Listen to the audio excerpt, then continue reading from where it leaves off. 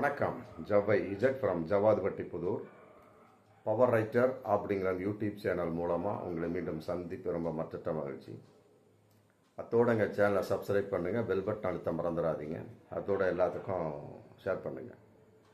நாங்கள் பல வீடியோக்குள்ளே சொல்லியிருப்போம், தாவேகா விஜயை பற்றி, தாவேகா தொண்டர்களை பற்றி, தாவேகா நிர்வாகிகளை பற்றி. அதாவது அனுபவம் இல்லாதவர்கள். சரி, அனுபவம் இல்லை, 4 பேர்த்த கேட்டு செய்யலாம், அதுவும் தெரியாத முட்டாள்கள். சரி, இப்போ அதையும் மீறி ஏதோ நடந்து போச்சு, கரூர் 41 இறந்த மாதிரி. அதை வைத்து எவ்வாறு அரசியல் செய்வது, அதுவும் தெரியாதவர்கள். இல்லை தற்குறிகளா கூமுட்டைகளா அப்படின்னு தெரியல. அதன் அடிப்படையில் மீண்டும் மாட்டியிருக்கிறாங்க. அதாவது வில்லிவாக்கம், மற்றபடி வியாசர்பாடி, முல்லை நகர், குளத்தூர், செந்தில் நகர் எல்லாத்துலேயும் ஸ்டார்டிங் விஜய் முதல் பிரச்சார கூட்டம், தேர்தல் பிரச்சார கூட்டத்தை ஸ்டார்ட் பண்ணிக்கலாம் அப்படின்னு எல்லாம் 26/3 அதுக்கு உண்டான மனுவை தாக்கல் பண்ணிட்டாங்க. போலீஸ் வாங்கணும் இல்லையா? அப்புறம் தேர்தல் ஆணையமும் இப்போதைக்கு முதலையாவது போலீஸ் மட்டும்தான் அனுமதிக்கணும், இப்போ தேர்தல் ஆணையமும் அனுமதிக்கணும். அந்த மாதிரி எல்லாத்தையும் மனு போட்டாங்க. பெரம்பூர், இந்த ரவுண்டானா, வேசரபாடி, முல்லை நகர், மற்றபடி குளத்தூர், செந்தில் நகர், அப்புறம் வில்லிவாக்கத்தில் ஒரு இடம், அப்புறம் ரோடு ஷோ எல்லாத்துக்கும் எங்கள் தலைவர் விஜய் பேசப் போகிறார், கூட்டம் நடக்கப் போகிறது. அதனால் காவல்துறை அனுமதி வேண்டும், தேர்தல் ஆணையம் அனுமதி வேண்டும். சரி, இப்போ எத்தனை பேர் கூடுவாங்க அப்படின்னா 3000 பேர் கூடுவாங்க. சக்குன்னு போட்டாங்க, முடிஞ்சு போச்சு. எப்போ புகார் இது அனுமதி கேட்டிருக்காங்க, மனு கொடுத்துருக்காங்க 26/3, 2-3 நாளைக்கு முன்னால். சரி, கொடுத்தது தான் கொடுத்தாங்க. அந்த இடமெல்லாம் எந்த அளவுக்கு இருக்கும் அப்படிங்கிறது எல்லாமே தெரியும். வியாசார்பாடி, முல்லை நகர் சந்திப்பெலாம் இழுத்து பிடிச்சா ஒரு 500 பேர்த்துக்கு நிற்க முடியாது. 300 பேர் ரொம்ப அதிகம்தான். ரொம்ப முடங்கி போச்சுன்னா அப்புறம் மீண்டும் ஒரு கரூர் தான்.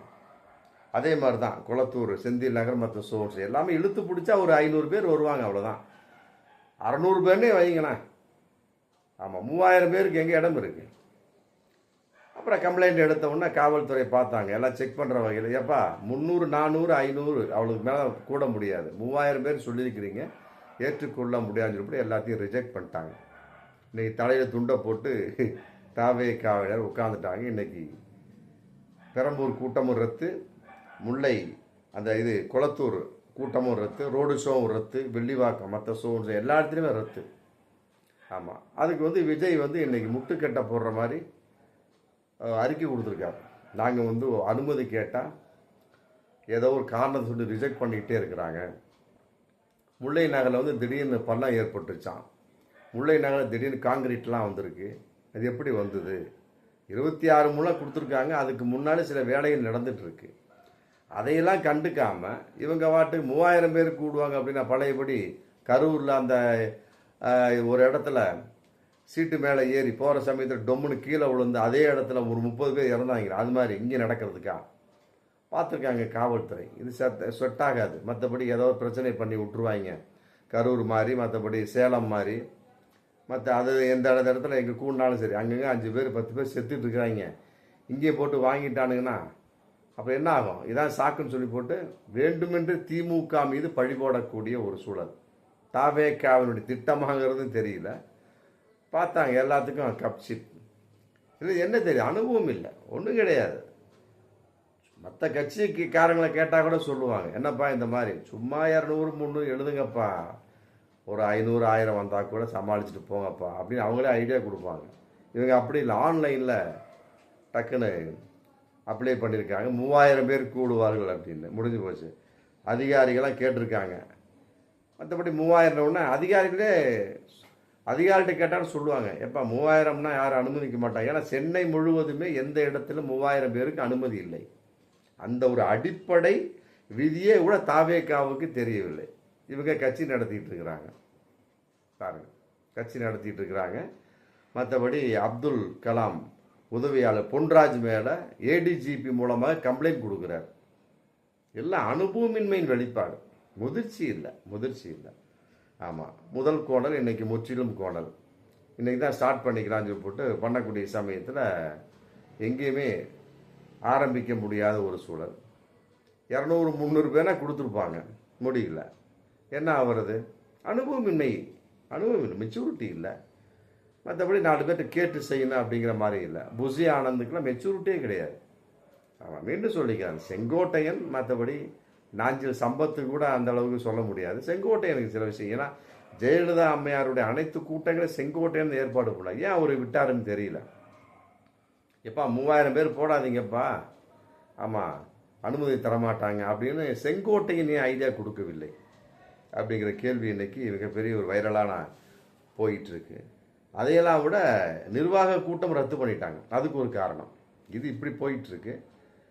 தாவேகா நிர்வாகிகள் கூட்டம், ஆலோசனை கூட்டம், மற்றபடி வேட்பாளர்கள் அறிமுக கூட்டம் எல்லாத்தையும் கட் பண்ணிட்டாங்க. ஃபஸ்ட்டு வந்து மாமல்லபுரத்தை நடத்துகிறதா திட்டம் இருந்தது. அப்புறம் அங்கே அனுமதிக்கு சிக்கல், ரொம்ப லாங் இல்லையா, அதனால் வந்து நுங்கம்பாக்கத்தில் ஒரு நட்சத்திர ஹோட்டலில் நிர்வாகிகள் ஆலோசனை கூட்டம் பண்ணலாம் அப்படின்னு ஏற்பாடெலாம் ரெடி. ஆமாம், நட்சத்திர ஹோட்டலும் ரெடி. டக்குன்னு காலையிலே ரத்து பண்ணிட்டாங்க. ஆமாம், என்ன அப்படின்னு கேட்டால் அதுவும் அனுபவமின்மையின் வெளிப்பாடு தான். ஏன்னு கேட்டால் 234 தொகுதிக்கும் வேட்பாளர் ரெடி ஆகலை. 2 கட்டமாக அறிவிச்சிட்டாங்க. அப்புறம் மீதத்துக்கு வேட்பாளர் வேணும் இல்லையா. வேட்பாளர்கள் வந்து தாவேகாவில் குதிரை கும்பாக இருந்து கொண்டிருக்கிறார். ஏன்னு கேட்டால் ஆமாம், கோடியாக புசி ஆனந்தே வாங்குறாராம். ஆமாம், அதே நேரத்தில் கோடியாக செலவு பண்ணுறவங்க தான். புதுச்சேரியில் மிகப்பெரிய ஒரு கலாட்டா போயிட்டுருக்கு. இங்கே தமிழகத்தில் அதே மாதிரி தான். புசி ஆனந்த் 5 கோடி கேட்டார், 10 கோடி கேட்டார்னு கம்ப்ளைண்ட் போயிட்டுருக்கு. அதன் அடிப்படையில் வந்து அங்கேயே புதுச்சேரி மற்ற அங்கேயே வேட்பாளர் அந்த விருப்பமனு கான்செப்ட் சோன்ஸ்லேயே வந்து அவங்களே டிவிக்கு தொண்டர்களே டிவிக்கு ஒழிக அப்படின்னு கோஷம் போட்டாச்சு, முடிஞ்சு போச்சு. கட்சி வேட்டி, கட்சி டவலு, மற்றபடி கட்சி கூட எல்லாத்தையும் ரோட்டில் தூக்கி எறிஞ்சிட்டாங்க. அது மாதிரி நடந்து முடிஞ்சாச்சு. காரணம் என்ன? விஜயினுடைய அறியாமை. தெரியல எப்படி நடத்தணும் அப்படிங்கிறது தெரியல. இப்போ திமுக நடத்துகிறாங்க, அதிமுக நடத்துகிறாங்க, எங்கே நடக்கிறது தெரியுதா? ஒன்றுமே கிடையாது. நீட்டாக அழகா சரி எவ்வாறு நடத்துவது அப்படிங்கிற கேட்கக்கூடிய அளவுக்கு சூழல் இருக்குது, அதுவும் இல்லை. ஏன் செங்கோட்டைன்னு சொல்லலாம், நாஞ்சில் சம்பத்து சொல்லலாமே. அவங்க சொன்னால் விஜய் கேட்க மாட்டார் அப்படிங்கிற ஒரு தகவல் அதில் இருக்குது. அப்போ இவராக தலையில் மண்ணை அள்ளி போட்டுக்கிறார். அதன் அடிப்படையில் நிர்வாகிகள் ஆலோசனை கூட்டம், வேட்பாளர் அறிமுகம் எல்லாமே ரத்து. ஆமாம், 2 கட்டா வேட்பாளர் இதை விட்டாங்க, மிச்சத்துக்கு ஆள் கிடைக்கல. அதே நேரத்தில் இன்னொரு தகவலும் போகுது. திமுக வந்து ஃபுல்லாக வேட்பாளர் அறிவிக்கிட்டோம், அதுக்கு பின்னால் நம்ம மிச்சத்தை அறிவிக்கலாம் அப்படிங்கிற திட்டத்தின் வெளிப்பாடு இருக்குது. அப்புறம் இன்னொரு விஷயம் இருக்குது. ஆமாம், பெரம்பூரில் வந்து சேகர் பாபு போட்டியிடலாம். அதனால் வந்து இந்த நேரத்துக்கு நம்ம கட்டாயமாக வேண்டாம், கூட்டத்தை ரத்து பண்ணிடலாம் அப்படின்னு சொல்லிட்டு ரத்து பண்ணியதாகவும் ஒரு தகவல். ஒருவேளை வந்து அங்கே பெரம்பூர் ஷோவில் விஜய் நிற்கக்கூடிய ஒரு தகவல் தான் இன்னைக்கு போயிட்டுருக்கு. ஆனால் சேகர் பாபு நின்றார்னா விஜய் நிற்க மாட்டார். அப்போ எங்கே நிற்பார்? திருச்சிக்கு பேக்கப் பண்ணி அமைச்சிடலாம் அப்படிங்கிற திட்டம் இருக்குது. அதன் அடிப்படையில் பார்ப்போம்ப்பா, என்ன பொசிஷன் பார்த்துட்டு வர்ற திங்கள் செவ்வாயில் நம்ம கூட்டத்தை வச்சுக்கலாம் அப்படிங்கிற ஒரு தகவல் இன்றைக்கி போயிட்டுருப்பதா இன்றைக்கி ஒரு தகவல் வந்துட்டுருக்கு. அதையெல்லாம் விட இன்னொரு பில்டப்பு. இதுக்கு தான் லாய்க்கு. முதிர்ச்சிக்கு லாய்க்கு கிடையாது, அறிவுக்கு லாய்க்கு இல்லை. மற்றபடி வந்து 4 பேரை கேட்டு எப்படி செய்யணும் அப்படிங்கிற அந்த ஒரு வெளிப்பாட்டின் அடிப்படை லாய்க்கு இல்லை. தாவேகாவை பொறுத்த வரைக்கும் விஜயம் அவ்வளவுதான். ஆனால் பில்டப் மட்டும். ஆதவ அர்ஜுனா வந்து ஒரு பில்டப் பண்ணியிருக்கார். வெள்ளிவாக்கா ராம மந்திர தெருவில் சௌமியா தாமோதரன் பெருமாள் கோவில் இடத்துல வந்து ஒரு திருமண மண்டபம் இருந்திருக்கு. அங்கே வந்து தாவேகா அலுவலகத்தை ரன் பண்ணிட்டு இருந்திருக்கிறாங்க, பார்த்துருக்குறாங்க. தேர்தல் வந்துருச்சு, மற்ற சோன்ஸ் ஏதோ பிரச்சனை போட்டு எப்பா நீங்கள் முதல்ல திருமண மண்டபம் இருக்குது ஏன்னா, மற்றபடி நீங்கள் அலுவலகத்தை காலி பண்ணுங்க அப்படின்னு சொல்லியிருக்கிறாங்க. உடனே ஆதவ அர்ஜுனா வந்து பார்த்துட்டு நிருபர்களுக்கு பேட்டி கொடுத்துருக்காரு. என்ன அப்படின்னா, தமிழ்நாட்டில் அனைத்து இடங்களிலும் வந்து அலுவலகத்தை திறக்கிறது தடுக்கிறார்கள், ஏன்னா எங்கள் பிரச்சாரத்தை பார்த்து பயப்படுகிறார்களாம். இவர் சொல்கிறாரு. ஒன்றும் இல்லைன்னா கூட பில்டப். இவர்கள் பிரச்சாரத்தை பார்த்து பயப்படுகிறார்கள். ஏன்னா அதே மாதிரி தமிழ்நாடு எல்லா இடத்துலையுமே வந்து தாவேக்கு அலுவலகம் திறக்க தடுக்கிறார்கள். எங்கே தடுக்கிறாங்க? உங்களுக்கு அறிவு இல்லை.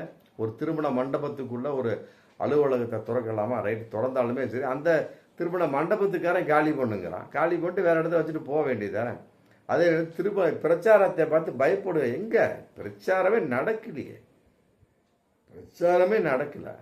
ஆமாம், அதுக்குண்டான ஏற்பாடு இல்லை, பில்டப்பு தான்.